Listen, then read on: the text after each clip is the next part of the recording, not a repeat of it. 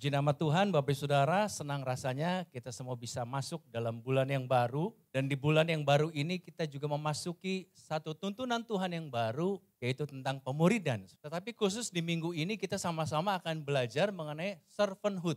Ya. Dan saya akan membawakan ya tentang bagaimana menjadi melayani Tuhan dalam kehambaan. Akhir-akhir ini ada banyak orang, saudara, yang mungkin merasa bahwa dia mau untuk dihargai, dia mau untuk dihormati, dia mau dipandang lebih tinggi, saudara. Tetapi saudara, ternyata apa yang menurut ukuran dunia, segala hal yang disebut sebagai orang yang diprioritaskan, orang yang diutamakan, saudara. Tapi itu adalah bukan apa yang Tuhan ajarkan, bukan apa yang firman Tuhan catat untuk kita lakukan, saudara. Untuk itu kita mau sama-sama belajar. Dalam servanthood ini saudara, melayani Tuhan dalam kehambaan seperti apa yang menjadi tuntunan Tuhan dalam kehidupan kita sebagai orang-orang percaya. Mari saudara, sama-sama saudara kita akan lihat saudara ya. Di dalam tampilan multimedia saudara kita lihat ada Tuhan Yesus yang membasuh kaki murid-muridnya saudara. Ternyata saudara pengertian mengenai bagaimana Tuhan Yesus mau untuk membasuh kaki murid-muridnya itu adalah, saya catat ada 3 hal, saudara. Yang pertama adalah berbicara mengenai kerendahan hati. Bagaimana seorang raja, bagaimana seorang Tuhan, bagaimana seorang anak Allah, dia rela untuk membasuh kaki murid-muridnya, saudara. Karena apa, saudara? Karena Tuhan yang kita sembah di dalam nama Tuhan Yesus, dia punya yang namanya kerendahan hati. Yang kedua, saudara, tentu saja saudara ini adalah satu spirit untuk melayani. Kita tahu saudara, Tuhan Yesus semasa dia ada di dunia ini, hidupnya adalah untuk melayani.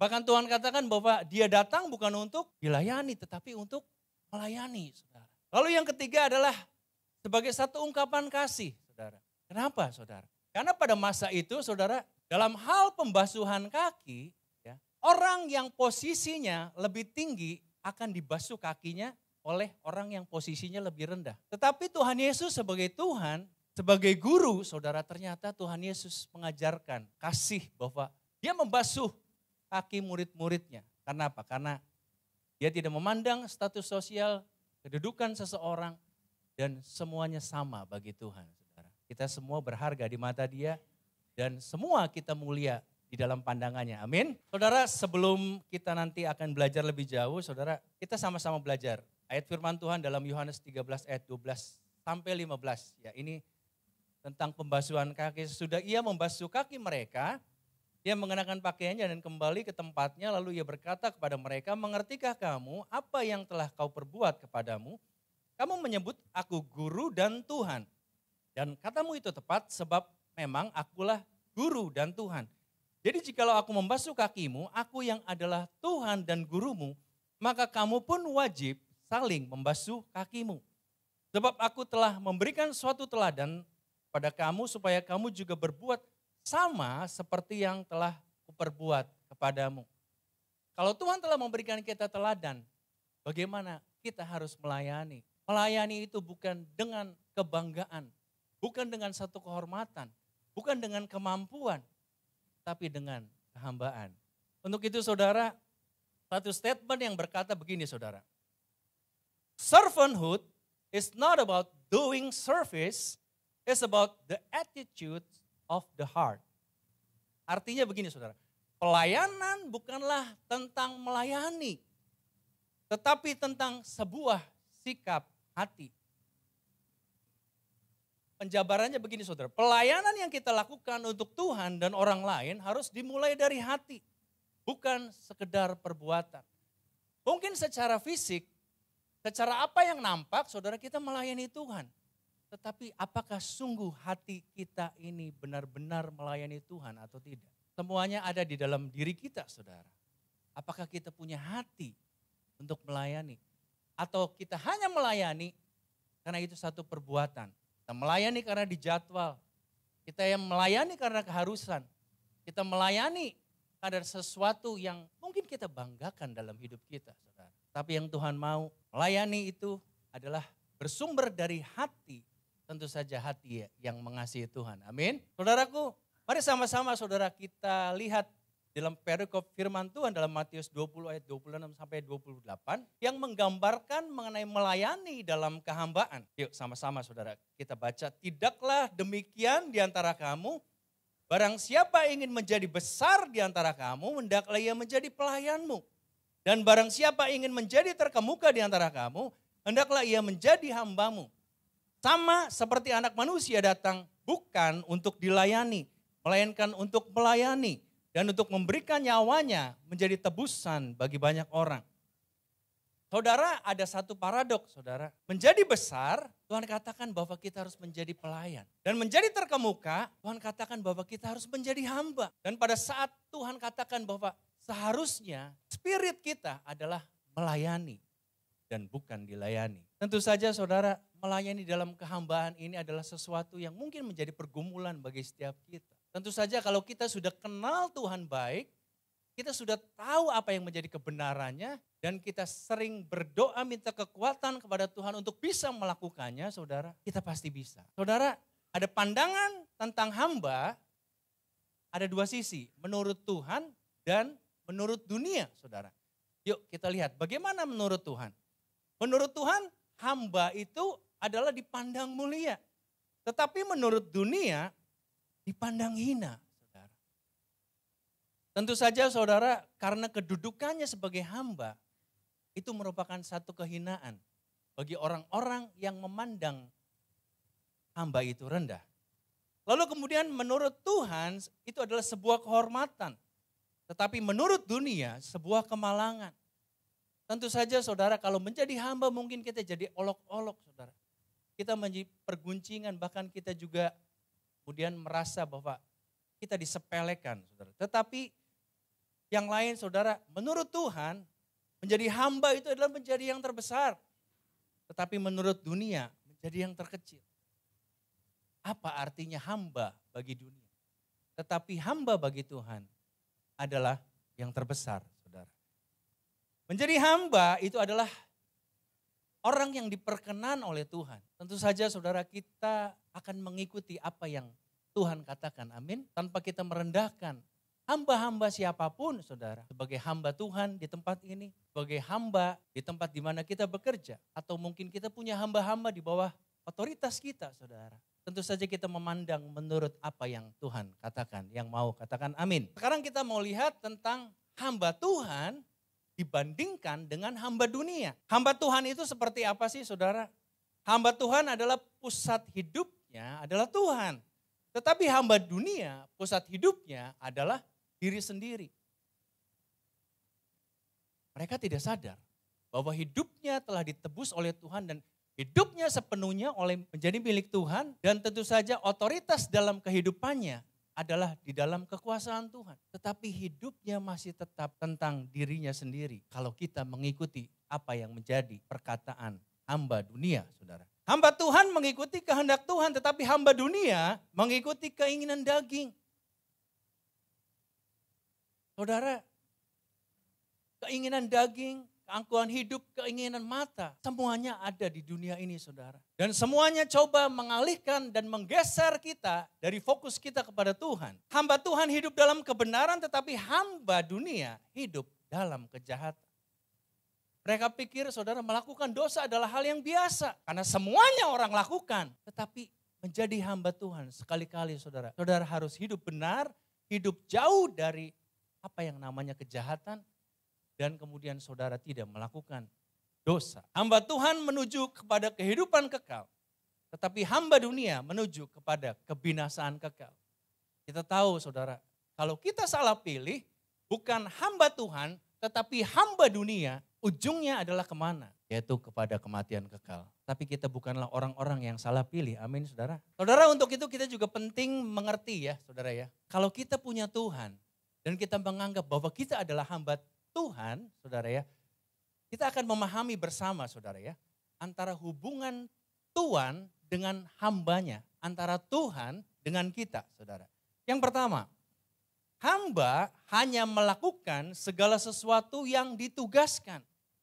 Firman Tuhan mencatat dalam Lukas 17 ayat 10, demikian jugalah kamu apabila kamu telah melakukan segala sesuatu yang ditugaskan kepadamu, hendaklah kamu berkata, kami adalah hamba-hamba yang tidak berguna. Kami hanya melakukan apa yang kami harus lakukan. Terkadang saudara kita melakukan apa yang Tuhan tugaskan, apa yang Tuhan percayakan sebagai satu pelayanan. Tetapi kita mengambil kredit poin saudara. Kita menganggap bahwa itu adalah pelayanan kita. Itu adalah untuk kebanggaan kita. Itu adalah satu kehormatan kita saudara. Kadang-kadang saudara orang yang dipakai Tuhan secara luar biasa dia berkata bahwa kalau nggak ada saya nih, gereja ini mah nggak ada apa-apanya. Padahal saudara, apa yang dia terima sebagai satu pengurapan, sebagai sesuatu yang Tuhan percayakan dalam pelayanannya. Sumbernya dari mana saudara? Dari Tuhan. Tetapi saudara dia melupakan sang sumber. Kita sebagai hamba hanya melakukan apa yang Tuhan tugaskan bagi setiap kita. Dan tentu saja saudara Tuhan mau untuk setiap kita melakukannya dengan baik. Dengan penuh rasa tanggung jawab, dengan penuh rasa syukur dan kita mau mengembalikan segala apa yang kita miliki kepada Tuhan. Yang kedua adalah saudara, hamba tidak lebih daripada tuannya. Matius 10 ayat 24 sampai 25a. Seorang murid tidak lebih daripada gurunya. Atau seorang hamba daripada tuannya.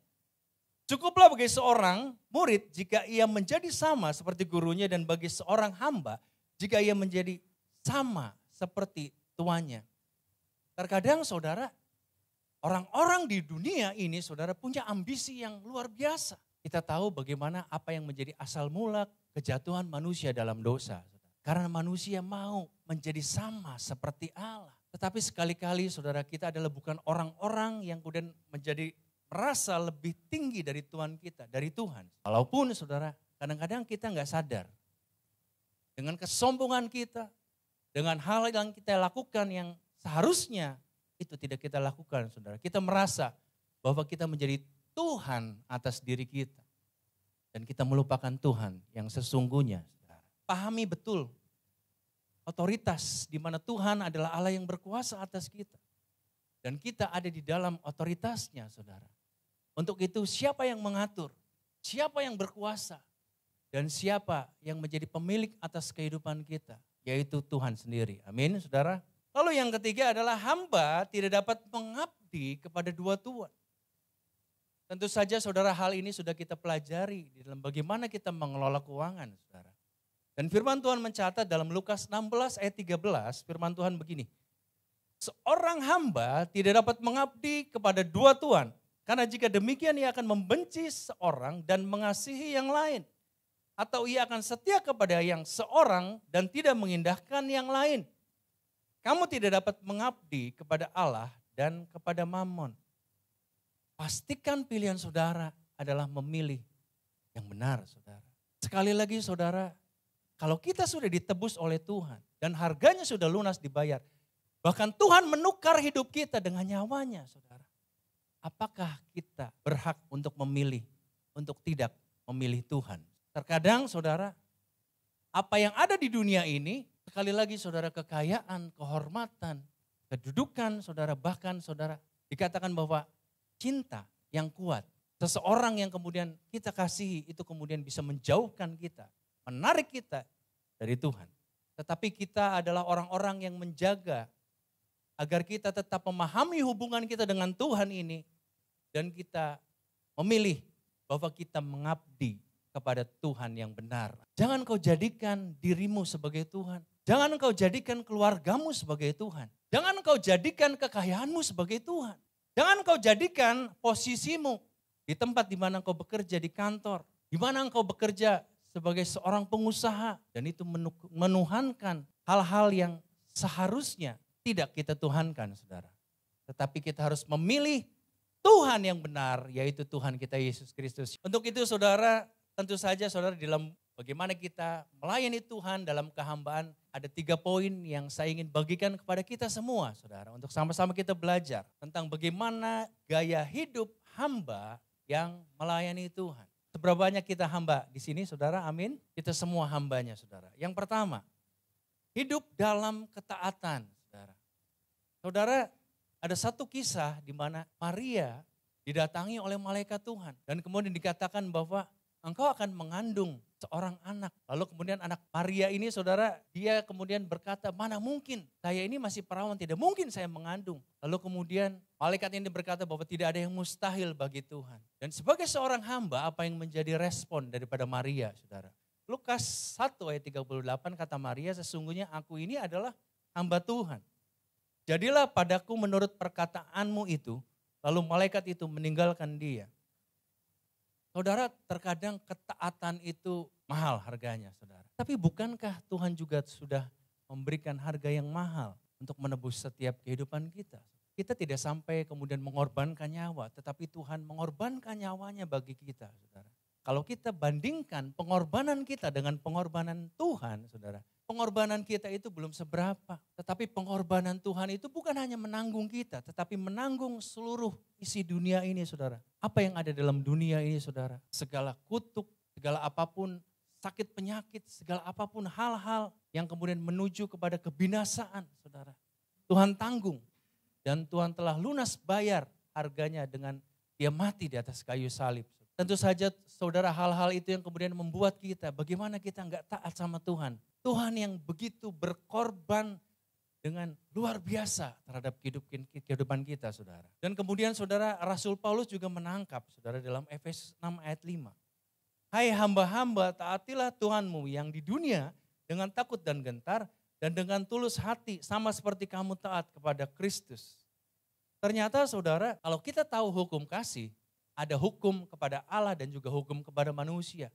Artinya saudara, pada saat Tuhan taruhkan, ada tuan-tuan dalam kehidupan kita yang seharusnya kita taat, berarti saudara, ketaatan kita kepada dia adalah sama dengan ketaatan kita kepada Tuhan. Artinya saudara, kita nggak boleh kemudian hanya menundukkan diri dengan ketaatan kita kepada Tuhan, tetapi kita mengabaikan, kita kemudian tidak menundukkan diri atau kita tidak taat kepada otoritas yang ada di dunia ini, saudara. Penting artinya saudara, kita harus mengerti bahwa setiap otoritas itu Tuhan taruh dalam kehidupan kita. Supaya kita belajar sebagai seorang yang memperhambakan diri, menundukkan diri, dan taat, saudara. Sekali lagi, ketaatan itu enggak mudah, saudara. Tetapi ketaatan itu harus kita bangun dari hari ke hari. Mungkin hari ini kita gagal, tetapi saudara, kita lakukan lagi. Ketaatan itu akan terus, saudara. Salah satu, saudara, bagaimana kemudian kita bisa hidup, dikatakan sebagai hidup yang berbahagia, hidup yang diberkati Tuhan, adalah pada saat kita taat kepada Tuhan. Pada saat kita mengikuti apa yang menjadi kehendak Tuhan, apa yang menjadi perintahnya dalam hidup kita, saudara. Maka Tuhan janjikan bahwa kehidupan kita ini akan seperti pohon yang ditanam di tepi aliran air, saudara. Yang akan berbuah pada musimnya, saudara. Tentu saja saudara, hal-hal ini adalah sesuatu kebaikan. Apa yang kemudian kita lakukan, itu adalah sesuatu yang kemudian diperhitungkan oleh Tuhan sebagai satu kebenaran. Kita harus hidup taat. Amin. Lalu kemudian cara hidup yang kedua adalah hiduplah dalam kerendahan hati, saudara. Filipi 2 ayat 2-3, karena itu sempurnakanlah sukacitaku dengan ini. Hendaklah kamu sehati sepikir dalam satu kasih, satu jiwa, satu tujuan, dengan tidak mencari kepentingan sendiri atau puji-pujian yang sia-sia. Sebaliknya hendaklah dengan rendah hati yang seorang menganggap yang lain lebih utama daripada dirinya sendiri. Sekali lagi saudara, Tuhan mau untuk setiap kita rendah hati. Tentu saja saudara, kalau kita mau untuk melayani Tuhan, mau menjadi hamba saudara, tetapi kita nggak punya kerendahan hati saudara. Kita nggak akan bisa saudara. Kemudian kita menjadi hamba yang baik, menjadi pelayan yang baik saudara. Kerendahan hati berbicara mengenai sekalipun kita bisa, tetapi kita nggak menganggap kebisaan kita itu sebagai sesuatu yang harus kita banggakan. Sekalipun kita bisa mengambil saudara kemuliaan melalui setiap pelayanan yang kita lakukan saudara. Tetapi kita mengabaikan kemuliaan itu dan kita berkata bahwa semua kemuliaan itu adalah untuk Tuhan. Jangan kemudian saudara, pada saat kita melayani, kita dipakai, kita diurapi Tuhan saudara. Kemudian kita menganggap bahwa itu adalah pelayanan kita. Tapi itu semua adalah pelayanan yang Tuhan percayakan. Dan kalau kita bisa teguh berdiri, kita bisa saudara, kita dengan kekuatan Tuhan, kemudian kita bisa melayani dan kita bisa ada sebagaimana kita ada, dipakai Tuhan hingga saat ini.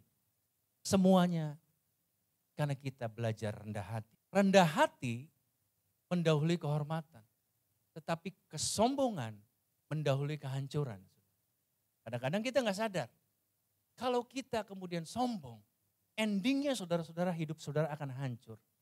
Tetapi pada saat saudara rendah hati, saudara akan menerima kehormatan. Untuk itu saudara pastikan kita tetap punya sikap yang rendah hati. Sekalipun pelayanan kita nggak dianggap orang. Sekalipun saudara, orang lain mungkin menyepelekan kita. Tetapi pelayanan kita ini bukan pelayanan untuk manusia, tetapi pelayanan untuk Tuhan, saudara. Untuk itu saudara, mari tetap rendah hati. Yang ketiga saudara, melakukan segala sesuatu seperti untuk Tuhan. Tantangan kita adalah saudara, kalau kita harus kemudian melayani pekerjaan Tuhan, pelayanan kita kepada Tuhan, mungkin itu lebih mudah. Tetapi pada saat kita berhadapan dengan orang-orang yang seharusnya kita layani, tetapi kita kemudian gak menganggap itu sebagai pelayanan, kita kemudian mengambil langkah. Pelayanan kita kemudian ogah-ogahan. Pelayanan kita kemudian gak maksimal. Pelayanan kita gak dilakukan dengan yang terbaik, saudara. Tetapi Kolose 3 ayat 23 sampai 24 firman Tuhan mencatat begini, saudara. Apapun juga yang kamu perbuat, perbuatlah dengan segenap hatimu seperti untuk Tuhan. Dan bukan untuk manusia. Kamu tahu bahwa dari Tuhanlah kamu akan menerima bagian yang ditentukan bagimu sebagai upah. Kristus adalah Tuhan dan kamu hambanya. Saudara, kadang-kadang kita melayani Tuhan, melayani orang-orang yang Tuhan taruhkan untuk kita layani. Kita nggak sungguh-sungguh, saudara. Terkadang gini, saudara ya. Kita melayani itu karena ada take and give-nya. Kalau saya memberikan ini, kemudian apa manfaatnya untuk saya? Apa yang saya dapat? Saudara, mungkin kalau saudara melayani orang miskin nggak akan bisa balas saudara. Tapi kalau saudara mungkin melayani orang kaya, kemudian mungkin saudara bisa diberikan sesuatu oleh orang itu, saudara. Tetapi kalau ukurannya adalah sesuatu dengan apa yang saudara dapatkan, saudara berarti kehilangan kendali akan apa yang seharusnya Tuhan mau untuk setiap kita melakukan yang terbaik di dalam segala sisi kehidupan kita, saudara. Lakukanlah segala sesuatu seperti untuk Tuhan dan bukan untuk manusia. Satu ketika saudara, murid Tuhan bertanya begini, saudara. Pada saat aku lapar, tapi kau tidak memberi aku makanan. Pada saat aku telanjang, kau tidak memberikan aku pakaian. Tapi muridnya bertanya, kapan? Kita semua melihat bahwa Tuhan kelaparan, Tuhan gak punya pakaian. Tapi Tuhan katakan begini, sesungguhnya apa yang kau lakukan bagi hambaku yang hina ini, orang-orang yang kelaparan, orang-orang yang telanjang, yang tidak punya pakaian, tetapi engkau memberi dia makan, memberi dia pakaian, itu engkau lakukan untuk aku. Bukankah lebih baik pada saat kita memberikan sesuatu kepada orang yang tidak bisa membalas? Bukan karena kemudian kita mengharapkan sesuatu sebagai balasan, enggak, saudara. Tetapi firman Tuhan mencatat, walaupun orang itu enggak bisa membalas, tetapi Tuhan yang akan memberikan sebagai gantinya, saudara. Dan tentu saja saudara, dicatat di sini adalah kita akan menerima bagian yang ditentukan bagi setiap kita sebagai upah. Bagian kita adalah melakukan hal yang terbaik. Dan Tuhan akan melakukan bagiannya, saudara. Jangan pilih-pilih pelayanan. Terkait bagaimana kemudian kita ada di dalam pemuritan, saudara. Artinya gini, saudara ya. Siapapun gembala life saudara, saudara harus hormati dia. Saudara harus tunduk kepada dia. Saudara harus kemudian mau mengikuti apa yang menjadi arahan-arahannya, saudara. Dan tentu saja kita sebagai gembala life juga sama, saudara. Kita harus punya rasa kasih, kerendahan hati, saudara. Kita punya apa yang namanya spirit kehambaan itu, saudara. Spirit untuk melayani. Tuhan taruhkan dalam kehidupan kita dimanapun kita berada, Tuhan punya maksud dan tujuan. Tetapi semuanya itu adalah bukan untuk melakukan agendanya kita. Tetapi agendanya Tuhan, saudara. Bukan untuk maksudnya kita, tetapi apa yang menjadi maksudnya Tuhan. Untuk itu Tuhan ingatkan setiap kita untuk sehati, sepikir, setujuan dengan Tuhan, saudara. Supaya apa yang menjadi rencana dan kehendak Tuhan digenapi dalam kehidupan kita. Berikan tepuk tangan bagi dia. Mari sama-sama kita mempelajari apa yang menjadi recap dari apa yang kita sama-sama terima melalui firman Tuhan. Memahami hubungan Tuhan dengan hambanya adalah yang pertama, hamba hanya melakukan segala sesuatu yang ditugaskan. Lalu kedua adalah hamba tidak lebih dari tuannya. Dan yang ketiga adalah hamba tidak dapat mengabdi kepada dua tuan, saudara. Untuk itu pastikan saudara, siapa tuannya? Siapa Tuhan kita? Dan kita gak akan lebih dari Tuhan kita dan kita harus mengabdi kepada Tuhan yang benar. Cara hidup hamba yang melayani Tuhan adalah hidup dalam ketaatan. Hidup dalam kerendahan hati dan melakukan segala sesuatu seperti untuk Tuhan. Kalau kita melakukan hal-hal yang demikian, saudara, tentu saja saudara, kita menjadi hamba-hamba yang baik. Kita menjadi hamba-hamba yang benar.